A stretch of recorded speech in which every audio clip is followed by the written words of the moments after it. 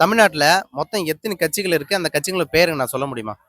DMK இருக்கு, ம், ஏடிஎம்கே, ம், பாஜக, ம், காங்கிரஸ், ம், டிவிகே, ம், திருமாவளவன் கட்சி, ம், கேப்டன் அண்ணா கட்சி இருக்கு, ம், முஸ்லீம் முஸ்லீம் அண்ணா முஸ்லீம்ல ஒரு கட்சி இருக்கு. ம். அப்புறம் வேற கட்சி அவ்வளவுதானா? ஏன் பாமக விட்டீங்களே? பாமக இருக்கு. பாமக பிடிக்காதோ? பாமக பிடிக்காதுன்னு இல்ல, இல்ல அப்படி ஒரு கட்சி இருக்கிறது தெரியாதா?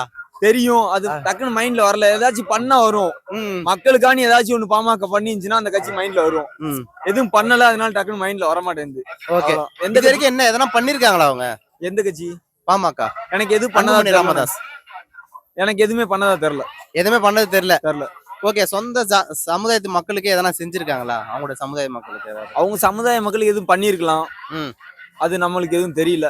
எனக்கு தெரிஞ்சு பாமக கட்சியில இருந்து எதுவும் நடந்ததா எனக்கு ஒன்றும் தெரியலண்ணா. எதுவுமே அது தமிழ்நாட்டுல நிறைய கட்சி இருக்குண்ணே.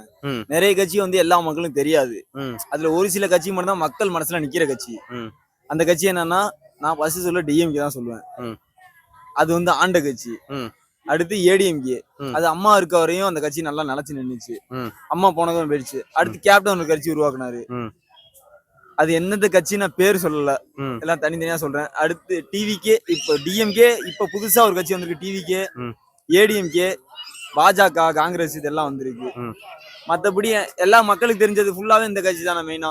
நீங்க எந்த மக்கள்கிட்ட கேட்டாலுமே மெயினா நீங்க கட்சி நிறைய இருக்கு. ஒரு 10-12 கட்சிக்கு மேல இருக்கு. யாருமே எல்லா கட்சியும் சொல்ல மாட்டாங்க. மெயினா இருக்க கட்சி எதுனா டிஎம்கே, ஏடிஎம்கே. ஃபர்ஸ்ட் அதான் மக்களுக்கு தெரிஞ்சது. ஓகே. நீங்க தொடர்ச்சி அப்படியே சொல்லுங்களேன். சார் நாங்கள் தமிழக வெற்றி கழகத்தில் இருக்கோம். நாங்கள் கண்டிப்பாக தமிழக வெற்றி கழகம் தான் வரணுன்ற. பட் நான் விர்ச்சுவல் வாரியர்ஸ், உங்களுக்கு தெரியும் விர்ச்சுவல் வாரியர்ஸ் 2 லட்சம் பேர் இருக்கும். பட் நான் இப்போ பொதுக்குழுத்திலிருந்து மீட்டிங் இது பேட்டி கொடுத்தா நல்லா இருக்காது. அதனால தான் சொல்கிறேன். சீமானை பற்றி உங்க கருத்து என்ன?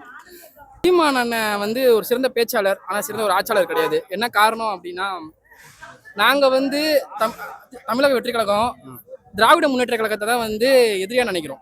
அவங்கள ஓரம் கட்டிட்டு நாங்க ஆட்சிக்கு வரணும், நல்ல ஆட்சி கொடுக்கணும்னு நினைக்கிறோம். ஆனா சீமான் அண்ணன் தமிழக வெற்றி கழகத்தை எதிரி நினைச்சுக்கிட்டா. அவர் ஒரு மடையில சொல்லியிருப்பாரு, என்ன யாரும் எதிரியா நினைச்சா நான் எதிரி நினைச்சிக்க மாட்டேன், நான் யாரும் எதிரியா நினைக்கிறோம் அவங்க தான் எனக்கு எதிரின்னு சொல்றாரு. ஆனா மறுபடியும் அவரு என்ன சொல்றாருன்னா, தமிழக வெற்றி கழகத்தை தான் அவரு வளரணுன்றதுக்காக எப்ப பாரு எந்த மேடையில, இப்போ ஒரு நேத்தோ முன்னாடி ஒரு மேடையில நான் சிறையில இருந்து வந்தவன், திரையில இருந்து வரலன்றாங்க. ஆனா தமிழ்நாட்டு மக்களுக்கு தெரியும் சீமான் அண்ணன்றவர் ஒரு இயக்குனராகவும் நடிகராகவும் தான் இருந்தாரு. அதுக்கப்புறம் தான் இந்த 2010 நினைக்கிறேன் கட்சியை தொடங்கினார். நாம் தமிழர் இயக்கத்தை கட்சியா மாத்தி தொடங்கினாரு. அதனால நாங்க சீமான் அண்ணன் ஒரு எதிரியா நினைக்கல.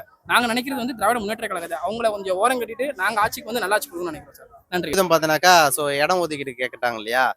அது அவர் வாங்கி கொடுப்பாரா? ஸ்டாலின் அண்ணாவா? ஆமா, ஸ்டாலின் ஐயா இவர் சொல்றேன். ஏன்னா போராடி கேட்டிருக்காரு இல்லையா? கண்டிப்பா. அது எப்படின்னா கரெக்டா இருந்தா, அவங்க சொல்றது கருத்து கரெக்டா இருந்தா வாங்கி கொடுப்பாங்க. சரி, ஓகே.